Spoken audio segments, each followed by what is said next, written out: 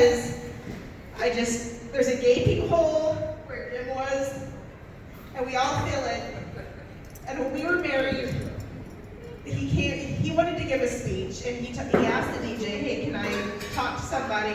I want to give a speech and a toast to this wedding. And then the DJ got the wrong dad and gave the microphone to my dad.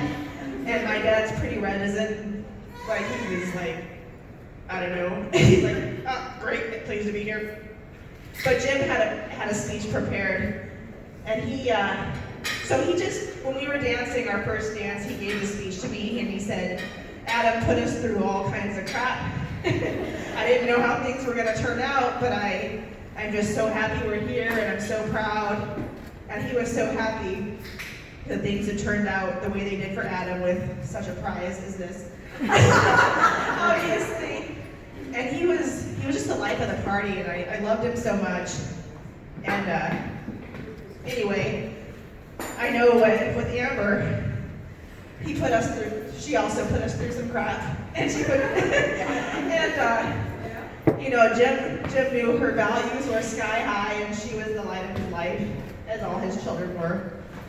And he didn't know what was up, and he died before he got to see this. And I just know that his speech will be the same as what he told me when we were dancing at our wedding, that he didn't know how things were going to turn out, but he's so relieved and so happy and so proud that Amber turned out okay. So now all three of the children are doing great.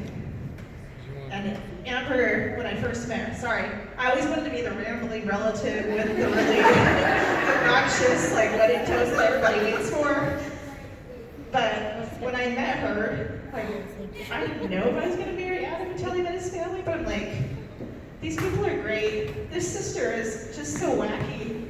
And she's so sweet. And every time she gives you a gift, you're like, where did she think of this? Where did she get this idea?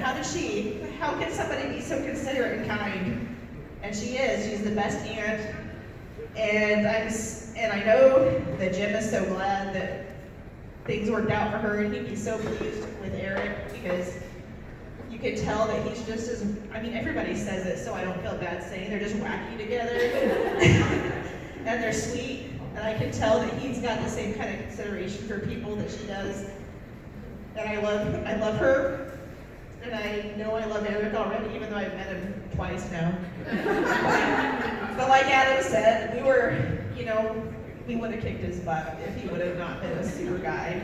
So anyway, that's what I have to say.